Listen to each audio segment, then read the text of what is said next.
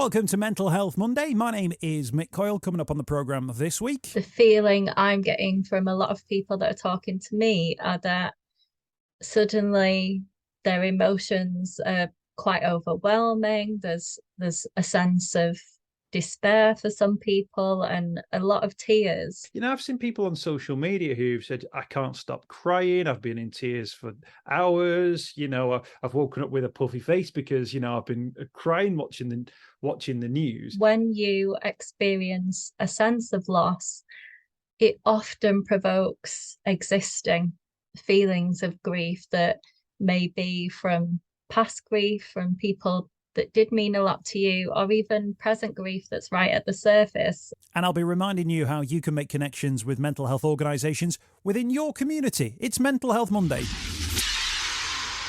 The home of the UK's conversation about mental health. It's Mental Health Monday. Welcome to the programme. My name's Mick Coyle. Now, first and foremost, we did have a World Suicide Prevention Day special lined up for this week, where we're going to take a look at the new suicide stats that had just been released for England and Wales. For those of you who are interested, registered deaths in 2021 by suicide, 5,583.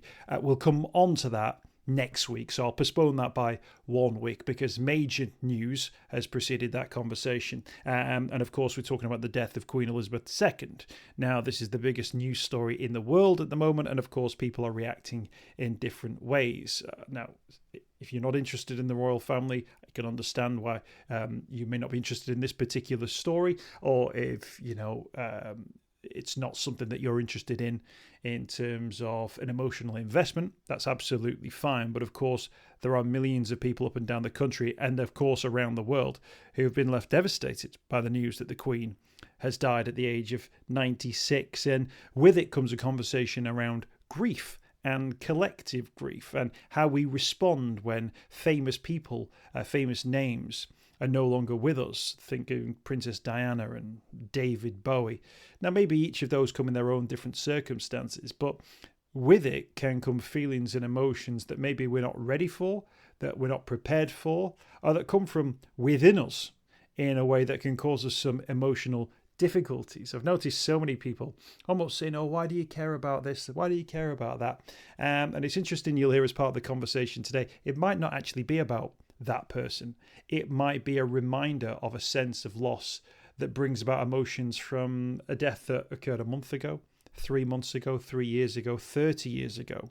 There's a lot to unpack and unpick when it comes to grief. So that's the conversation we're going to have this week. Hopefully you'll see that it's an appropriate conversation given the international news agenda. Psychotherapist Tania Taylor joins us on the programme this week. Now, Tania's website, I'll put a link to that on the notes section to the podcast so you can check out the work that she does.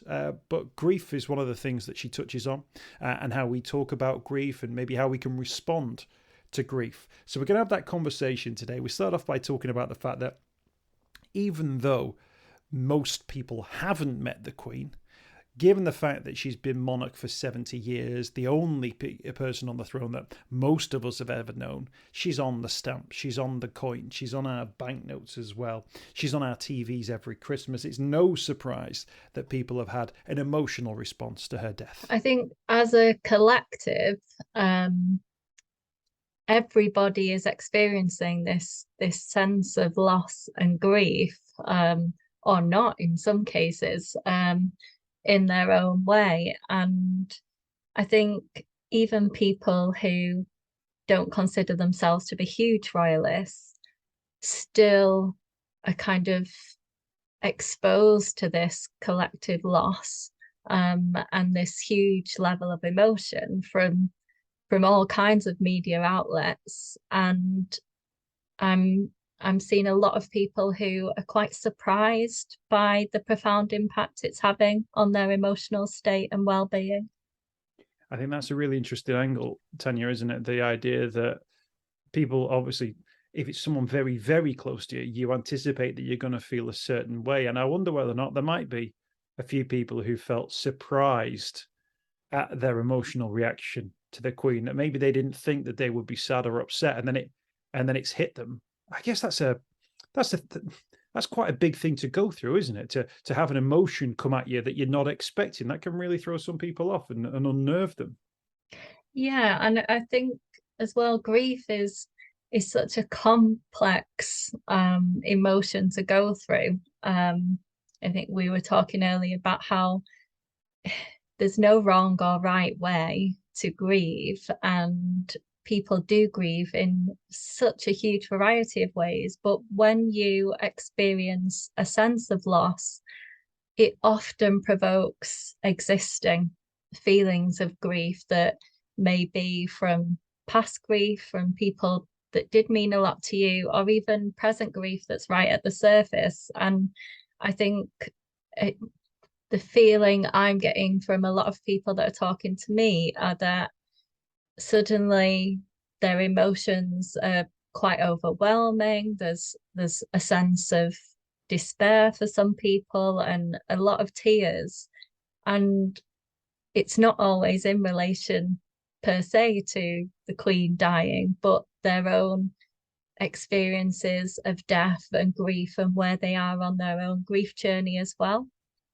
I think that must be quite a scary thing, this idea that you've had some sort of emotion in your sort of mind that you've not maybe dealt with, that hasn't been sort of compartmentalized correctly, and then something like this, a national news story, which is unavoidable, it brings it back to the fore. There's a lot to sort of work through there and pick through there, but it gives us a sense, doesn't it, Tanya, that that there is no right and wrong response to news like this, and we've got to be prepared for that, right?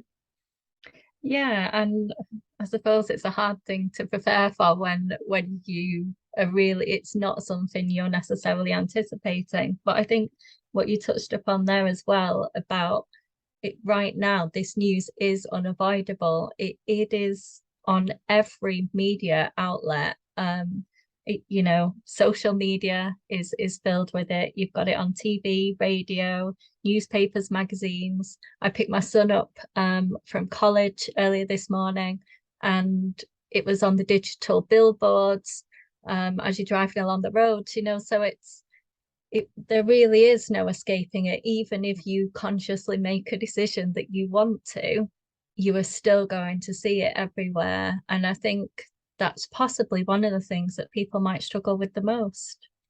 Yeah, and of course it's for a set period of time as well, with this sort of official mourning period. So it's not like something that's going to sort of, pass over us in the next couple of days, given the high profile nature of it. Does it say something, Tanya, maybe about our wider sense of being able to deal with grief? I think almost as a society that there will be people who are carrying grief with them because they've not been shown the skills to deal with that grief, or sufficient organizations or services or people haven't been able to engage with them in a way which has allowed them to process this grief, which almost creates this it's almost like a flare up, this sort of like grief crisis which suddenly springs up in people's minds. Yeah, I suppose you might find some people experiencing it. I think that's where you get the people who are suddenly surprised by the emotions they find themselves experiencing, because they perhaps haven't grieved in the way that they or that society might have anticipated they would for somebody that they have lost and loved. But it's a difficult one, really, to pinpoint and say it's likely to happen to this kind of person or that kind of person, or somebody who hasn't processed or has processed, because it really can hit everybody in similar or different ways for a huge variety of experiences that they may have gone through. I guess that's why we've all got to be sort of empathetic, haven't we, when people do respond to these major events in different ways, to get a sense of, well, we don't quite know what's going on in that person's mind, or what they've been through in the past, or how indeed we might respond to future events, if you like. Yes, absolutely. I was going to ask you, Tanya, like, and it's not the right question to ask, sort of, how, what should we feel if we're feeling upset? But, I've seen people on social media who've said, I can't stop crying. I've been in tears for hours. I've woken up with a puffy face because, I've been crying watching the news. I guess that's okay. If you're sad, you can cry, can't you? An honest emotional response, that's absolutely fine, isn't it? It is, and I would say to anybody to really kind of give themselves space and time and permission to feel and experience whatever feelings that are coming to them. If you start trying to suppress those feelings, then that's where internal trauma can kind of start to manifest. So just allow yourself to cry if you need to cry. I know of several people who've been in touch with me and said, you know what, today has been a difficult day for either my child or myself, so I've decided no school or no work today because actually I'm just not in the mindset to be able to cope with that because of not necessarily the Queen, but the Queen's death has provoked emotions of existing grief that people have found difficult. And I would say to people, try not to spend too much time alone if you are feeling particularly upset. Do try and have some time alone, but try and balance that with surrounding yourself with people who love you, like friends and family, so that you are talking to people, you are talking about and expressing and allowing yourself permission to express those emotions that you're feeling. I think it's really good advice. Really good advice, Tania. There was obviously, I'm sort of like, as a journalist, you're kind of like hardwired to not necessarily, not literally, but it's almost run towards the danger, if you like. So if there's a big breaking news story, rather than move away from it or think, oh, I can't switch, you've got to switch on to it and move into it. So I've kind of hardwired into doing that with preparing for news output and all that kind of stuff. So I was kind of ready for the moment of hearing about the Queen, because I'd even prepared, sort of news content for if that was the case. And emotionally, I was not cold about it, but I was kind of trying to be professional about it. And I'd say the bit the first bit that made me sort of wobble slightly was when the statement said on it, "the King." It made an instant reference to the King. And I was ready for hearing that the Queen had died, because she was a 96-year-old lady who had not been in the best of health recently, and we'd had this sort of few hours of build up to it. But when it said the King and the Queen consort, and whatever the information was, I got this little, like, there was a little, it wasn't a thump to the chest as such, but it was like I felt a shift. And that shift was everything. Not everything's changed, but something that used to be one way is now a different way. Something that was always part of the wallpaper has gone, and actually some new wallpaper has just gone up, and you didn't have any say or control over it. And I thought, I wonder if that was for me almost the mildest symptom of what we're talking about here. But this idea that something that two people, a person who I didn't know, whose death has obviously impacted on many people very close to them and has wider impacts across the nation, but there wasn't a specific personal link. And yet when I saw that there had been a shift in the ground, if you like, I kind of got a sense that, I then had an emotional response that was more based around my worldview. Yeah. And I thought that was the most profound emotional reaction that I had, and it was based on seeing the two words, the King. And that's it's really interesting because it's almost you had protected yourself in the way that you needed to carry out your professional job role, but our brains, no matter how much we protect ourselves, they don't like change. And when we notice that there is going to be a significant change, we do have an emotional response to it.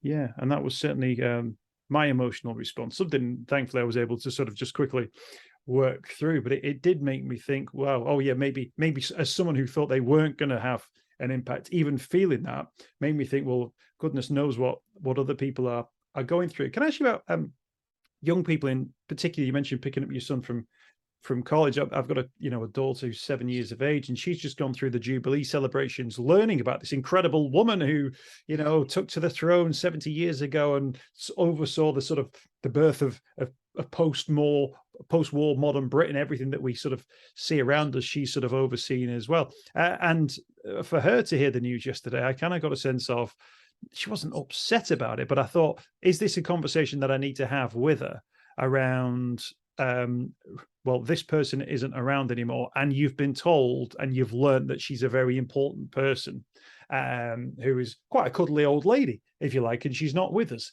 anymore. And I've had those sort of preemptive conversations with her, and she seemed okay. But I thought, is this the sort of thing that springs up in young people's lives, where they suddenly get upset? Again, they don't know the Queen, but they know of the Queen and they know what the Queen's about, and suddenly that character is taken away. I think it's definitely worth talking to young people and children about the Queen, because well, first of all, I think schools, colleges, and of course, as we've already touched upon, all the social media outlets are talking about her. So children being able to have that conversation with the parents, potentially, especially, I suppose, after school and college today, because yesterday they weren't impacted in the same way as they will be today. Today being only the day after the Queen's death, it's kind of what children will be experiencing again is that collective grief. And some children, it will be water off a duck's back. It won't mean much to them at all, and they'll be happy continuing their lives as they do. Whereas other children, maybe they have recently lost somebody, or maybe they've lost a parent in the not so distant past, and this grief can kind of bubble that up to the surface for them, and so it's absolutely worth talking to your child about. I have one friend who told me this morning that when she dropped her children off at school, they had almost a kind of a Thanksgiving service in the playground for parents and children. So schools are already kind of quite on the ball with being proactive about teaching our children what's happened, and hopefully also about teaching our children how to handle the emotional turmoil that some of them might experience now as well. Yeah, it's good to hear. It's always great to hear that sort of schools are switched on to that. I wonder whether or not for a lot of children, probably my own daughter to a certain extent, certainly my 4-year-old son, that the idea of mortality, of what death is, where do you go, where have they gone, all those sorts of questions. I wonder whether or not that's the sort of thing which will emerge for some young people in the next sort of coming days and weeks, as we're constantly hearing about funerals and the body being moved and coffins and so on and so forth. Those sorts of questions, even if you've not had an experience of losing someone, from a young person's point of view, a lot of sort of tricky questions might start to emerge as well. Absolutely. And I think in those situations, you allow yourself to be led by your child. So, you know, a 4-year-old has such a different perspective and requires different responses than a 17-year-old, for example. But I would just be aware that the questions might come, and maybe even prepare yourself beforehand for considering what answers you want to give, because these are going to differ depending on your own beliefs and what beliefs you want for your children. Absolutely. I'm wondering, if we talk about adults again, I wonder if there'll be a few people maybe watching TV, maybe it's already happened this, but they almost feel maybe a little bit embarrassed. Maybe they feel, they're watching it, they're feeling sad. They might feel the emotions that we were talking about at the start of the conversation, Tania, yet they feel like they can't talk about it, or that, we stigma, taboo around discussing your emotions and feelings, that, you you might find that people are, deliberately not having this conversation. And then I guess part of this conversation is about saying to people, it is okay to have this conversation. I guess people, though, don't often open up because they don't quite know how people are going to respond. And I just wonder whether, I mean, you're a trained psychotherapist, so you'll know the answer to this, but how do you respond if someone goes, that this stuff about the Queen's really upset me because it's reminded me of X, Y, or Z? What for you is the best response to somebody opening up like that? I think, again, it all depends on the circumstances, on your relationship with that person. But I suppose, as a general rule, the best response is to say that you're here and you're available to listen, because that listening ear can mean so much. And often when somebody is grieving and they do want to explore their emotions, what they need is somebody to listen. They don't need somebody to talk back. That's great advice. Great advice. What I thought was particularly interesting around grief, as a society where maybe, you get the half day off work to go and see a relative as, in the hospital, and then maybe 10 days later you get a day off for the funeral. And I think it's almost strange that actually when it comes to like a national incident like this, it almost feels like we have a slightly better plan. That we as a nation, we cancel football matches. We declare a national holiday. We declare 10, 12, 14, 21 days of national mourning, and we wear black, or we wear what we feel is appropriate to respect someone for a number of days. And I always think that almost seems like, although it's quite rigid in terms of its formatting, it almost seems like a more empathetic response, because it actually recognizes that something very serious has happened, and that people will take some time to get over it. But within our personal lives, it's a lot more, wham bam, and we're done. Let's get through to the funeral. So I almost think I'm not saying we should indulge in, the mourning for the next period of 3 weeks, but I almost feel like it's a sign that actually we can put time aside to mourn, to remember, to recuperate ourselves before we build again to whatever it is that we're building towards. Yeah, and I think I suppose it's maybe something that we should learn from in it when it does come to our personal lives, because actually, there is no number, is there, on how many days grief will last, but actually giving ourselves permission to have time to grieve, and that time from somebody dying to the funeral, which is usually the time we are given, that's not usually spent grieving. That's usually spent getting X, Y, and Z done and complete. And often the grief comes afterwards, when you've stopped running around like a headless chicken, and the calm kind of comes, and then the emotion sets in. So I suppose what we do need to learn as a nation is to allow ourselves that time after, and any time that we do need, as much as possible, to process those emotions.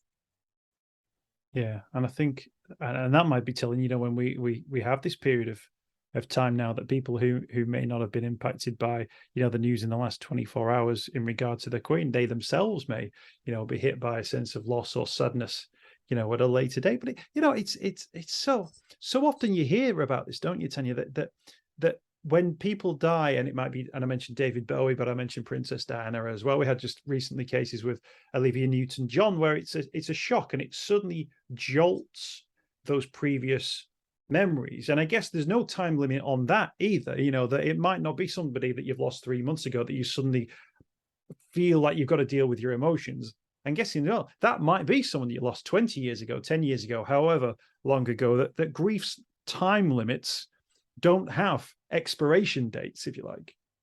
Absolutely. I've been contacted this morning by people who have experienced the death of a loved one several years ago, and then people who have actually not experienced the death of a loved one yet, but are going through the process of saying goodbye to a loved one who is still with us.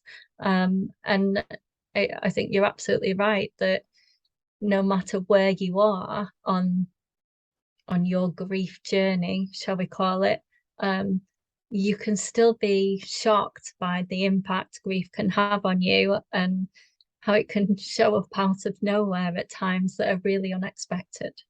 Yeah. And in terms of that, what have you found have been the what have you found have been the long-term consequences, do you think, of people not dealing with grief? What are those things that that it manifests into if it's not dealt with in the appropriate way? I think more often than not, people will turn to other methods of coping, not necessarily healthy methods. So sometimes alcohol, drug addiction, which can surprise people, but also things like people can isolate themselves, become lonely. There are lots of, I suppose that how long is a piece of string? There are so many different ways that people can kind of routes that so many people can go down if they don't look after their own and mental health. And that's what processing grief is, isn't it? It's looking after your own mental health. But that is really difficult when everybody processes grief differently, and there is no roadmap to tell us how to do it. Yeah, and I think we mentioned there, the running around like a headless chicken trying to organize a funeral. To a certain extent, there'll be a process now where there'll be, with the Queen, the books of condolences that, people will feel maybe, well, if I go and sign that, I'll feel like I'm playing a part. Or if I go and, to one of these memorial services, and then if I watch the funeral, that might be the boxes that I can tick that allow me to take the first steps in that. But of course, those boxes might not be there for everyone in every grief case. So I guess it's about finding out what those boxes are that you can get your hands on, and for many people that can be a million and one different things as well, which is why grief is such a tricky issue to deal with, and I think maybe we'll see a little bit more about that grief conversation because of just how high profile the Queen's death has been.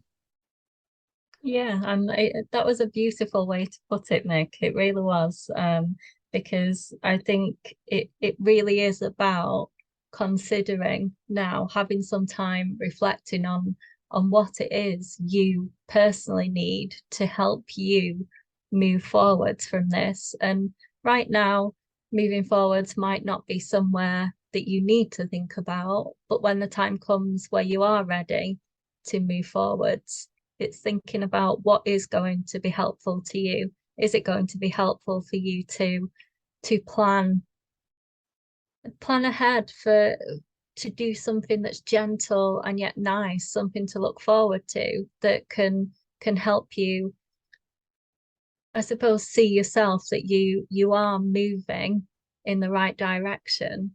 And don't be afraid, and don't worry if you find sometimes that you take 2 steps forwards and 1 step back.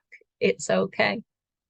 And for those people, Tania, who maybe haven't been sort of emotionally aware of the fact they've not dealt with grief in the past, but are starting to feel these sort of pangs of upset or sadness or whatever emotions are sort of manifesting themselves because of what they're hearing and seeing about the Queen. I think we almost need that emotional intelligence to kind of go, well, actually, the thing you're actually processing is something from 7 years ago. But of course, people don't always have the mindset to be able to do that. And of course, we've not grown up in a world where we've all had the training that I guess, Tania, that you've had to be able to spot those signs. So this will be a slightly strange time, I think, for some people who will be thinking, why can I not stop crying? I wasn't even a big fan of the royal family, and yet I have these emotions. What should you do in those circumstances? I know the Good Grief Trust and organizations like that are always really great to signpost to, because they've got some really great services that are out there. But those first steps, if you like, what should they be for people who suddenly go, you know what, there's maybe something going on here that I can't quite put my finger on, but I probably need to do something about it? I think as well as getting in touch with support charities, there's also your GP. You know, your GP is your first point of contact for so many things, and they can talk to you as well in a way that I suppose will help when you are in a place of uncertainty and not knowing where you want to go, and they can let you know about local support that's available too, which I think is useful for all of us to know and be aware of in these circumstances.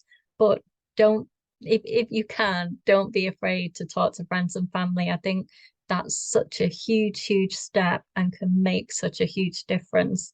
And if you feel you can't talk to friends and family, then absolutely do kind of speak to charities, GPs, health professionals who can give you the support that you need. Absolutely. Great advice. Tanya, thank you so much for your time today. Really appreciate it. It does feel like sort of a strange time, doesn't it, for the nation? I don't know, even as I woke up this morning, maybe it was that thing I was talking about before around there's the wallpaper has changed and we didn't really get asked whether or not we wanted it to be changed. Yeah. The world feels like a slightly different place at the moment, which is really interesting. And I think, as we get used to that and as these next few weeks play out, we will sort of adapt to that, hopefully. But if not, some good advice from you there about what we can do to maybe take appropriate action. I'll point people in the direction of your website, Tania Taylor, tania-taylor.co.uk, and that's Tania with an I, Tania Taylor.co.uk. Thank you so much for your time today, and thank you for joining us. Thank you so much for having me, Mick. It's been a pleasure.